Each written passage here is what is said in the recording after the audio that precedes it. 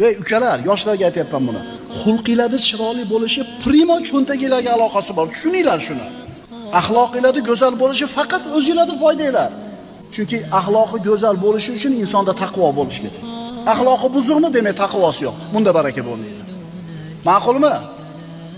Bilib qo'yinglar. Mana shunaqa axloqi buzuqlar bilan birga o'tirar ekansiz, ularga keladigan kasofat sizga ham keladi. Chunki ulfating aloqalat bo'lsa, al-mar'u ala dini khalilihi deganlar payg'ambarimiz sollallohu alayhi vasallam. Kishi do'stining dinida bo'ladi. Kishi do'stining dinida bo'ladi. Kishi kimni do'st ekanini qarasin. Alloh azza va jalla iymon keltirib, taqvo qilib, ana shu barakani qo'lga kiritadigan bandalardan bo'lishimizga o'zi muvaffaq qilgan bo'lsin. Aqulu qawli hada va astagfirulloh li va lakum. Assalomu alaykum va rahmatullohi ta'ala.